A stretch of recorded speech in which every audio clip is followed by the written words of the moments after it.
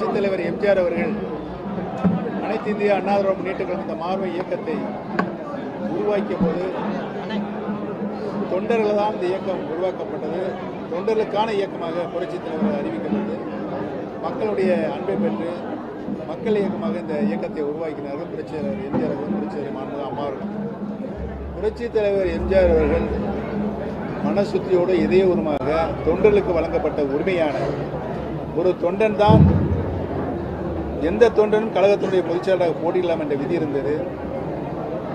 மற்ற விதிகளெல்லாம் திருத்திக் கொள்ளலாம், தம்பி காலத்தை இருக்கிறத மாற்றிக்கொள்ளலாம் என்று இருந்தது. ஆனால் ஒரே ஒரு விதியை மட்டும் தொண்டனுக்கு புரட்சித் தலைவர் தந்த கழகத்தினுடைய உச்சபட்ச பதவியான பொதுச் செயலாளர் பதவிக்கு தேர்தல் மூலமாக தேர்வு செய்யப்பட வேண்டும், தொண்டர்களின் வாக்குரிமையை பெற்றுத்தான் பொதுச் செயலாளர் பதவி உருவாக்கப்பட வேண்டும் என்று இருந்ததை மாற்றி 10 மாவட்ட செயலாளர் முன்மொழிய வேண்டும், 10 மாவட்ட செயலாளர் வழிமொழிய வேண்டும், 5 வருடம் தலைமை கழகத்துடைய பொறுப்பாளராக இருக்க வேண்டும் என்று சொன்னால் ராஜாதி ராஜர்கள், ஜமீன்தார்கள், விட்டாதார்கள், நிராசனார்கள், கோடீஸ்வரர்கள் தான் இந்த பதவிக்கு போட்டியிட முடியும் என்ற நிலை உருவாக்கப்பட்டது. ஒரு சாதாரண தொண்டன் கூட பதவிக்கு வர முடியும் என்ற நிலையை மாற்றி பணம் அடைத்தவர் தான் அந்த பதவிக்கு வர முடியும் என்ற நிலைமையை மாற்றிய திரு எடப்பாடி பழனிசாமியிடமிருந்து தொண்டர்கள் உரிமையை மீட்க வேண்டும் என்ற தர்ம யுத்தம் தான் எங்களுடைய முக்கிய நோக்கம். அந்த இலக்கை நோக்கி நாங்கள் மக்களுடைய ஆதரவை பெற்றுக்கொண்டிருக்கிறோம்.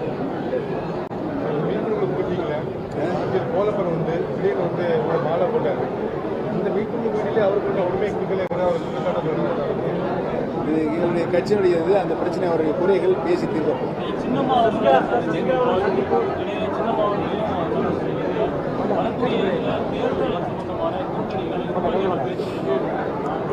பேரறிஞர் பெருந்தகை அண்ணா அவருடைய நினைவு நாளில் அவர்களுடைய அஞ்சலி செலுத்துவதற்காக நாங்கள் சென்றுவிட்டு திரும்புகிற நேரத்தில் மாண்புமிகு சின்னம்மா அவர்கள் இந்த எதிர்வதை திசையில் வந்தார்கள்.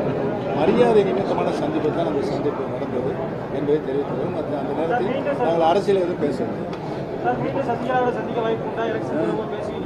தொடர வேண்டும் என்றுதான் தமிழகத்தில் இருக்கின்ற அத்தனை தொண்டர்களும் விரும்புகிறார்கள், மக்களை விரும்புகிறார்கள். இபிஎஸ் வந்து அதிமுக அப்படி சொல்லிட்டு இருக்காங்க, நீங்களும் சொல்லிட்டு இருக்கீங்க. ஆக்சுவலி அது உண்மையாட்டு நீங்க அங்க நினைவீங்களா? அதிமுக தொண்டர்கள் தான், தொண்டர்கள் பலம் தான் அதிமுக. வருகின்ற தேர்தலில் அந்த பலம் தொண்டர்களுக்கு வெளிப்படுத்துவார்கள் என்பதை தெரிவித்துள்ளது. கூட்டணி கட்சிகளோட பேச்சுவார்த்தை கூட்டணி கட்சிகளுடைய பேச்சுவார்த்தை தொடர்ந்து நடைபெற்றுக் கொண்டிருக்கிறது. இன்னும் ஒரு சில தினங்களில் அதனுடைய முழு வெளிப்பாடும் வெளியே தெரியும்.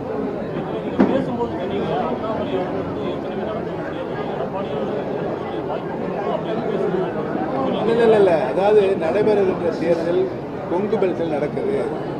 கொங்கு பெல்ட் அனைத்து இந்திய அண்ணா திராவிட முன்னேற்ற கழகத்துடைய கோட்டை. இந்த கோட்டையில் நீங்கள் இப்பொழுது தினகரன் அவர்களும் நீங்களும் தனித்தனியாக இருக்கிற வேட்பாளரை போட்டிருக்கிறீர்கள். உங்களுடைய வாக்குகள் சிதறக்கூடாது. நீங்கள் ஆதரவு தந்தால் இரட்டை இலை சின்னம் தற்காலிகமாக அவருக்கு வழங்கப்பட்டிருக்கிறது.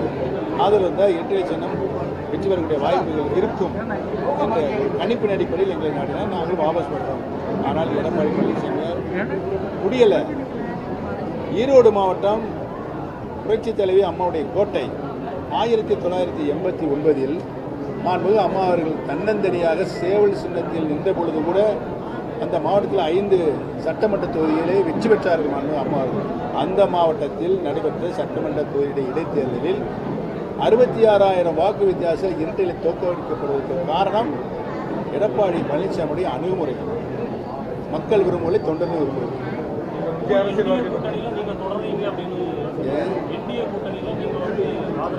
என்டிஏ கூட்டணி ஏற்கனவே ஏற்படுத்தப்பட்ட கூட்டணி. அந்த கூட்டணியில் நாங்கள் தொடர்ந்து நீடித்துக் கொண்டுதான் இருக்கிறோம் என்பதற்கு இருக்கிறோம். அதில் எந்த சந்தேகத்திற்கு இடமில்லை. பழனிசாமியே விலகி போயிட்டார்.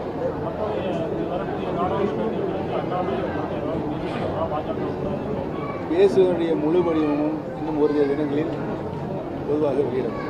நீங்க பிஜேபிக்கு ஆதரவு கொடுத்தா அதிமுகவை எதிர்த்த மாதிரி இருக்கலாம்.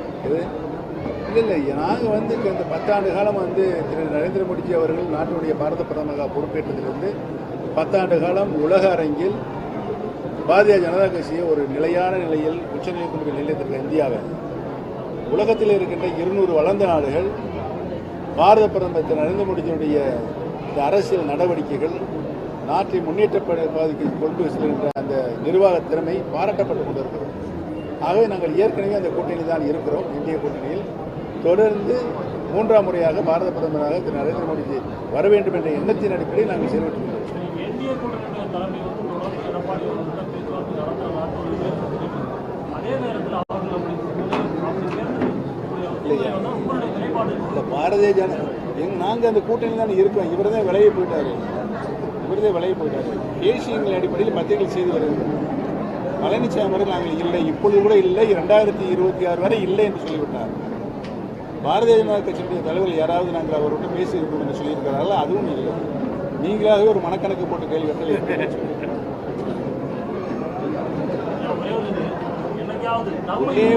ஒன்னே ஒன்று சொல்லி கேட்டு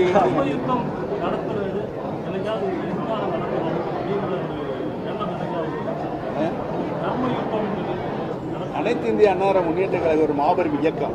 50 ஆண்டு காலம் இந்த 20 தலைவர்களும் பல்வேறு தியாகங்களை செய்து இந்த இயக்கத்தை உச்சநிலை கொண்டு நியமித்திருக்கிறார்கள். இந்த இயக்கத்திற்கு பங்கம் ஏற்படுகின்ற வகையில் யார் எவ்வளவு பெரிய பதவியில் இருந்தாலும் அதை எதிர்த்து நாங்கள் தான் தர்ம யுத்தத்தை நடத்தி அவருக்கு அறிவுகளை புகட்ட வேண்டிய நேரத்தில் அறிவை புகட்டி கொண்டிருக்கிறோம்.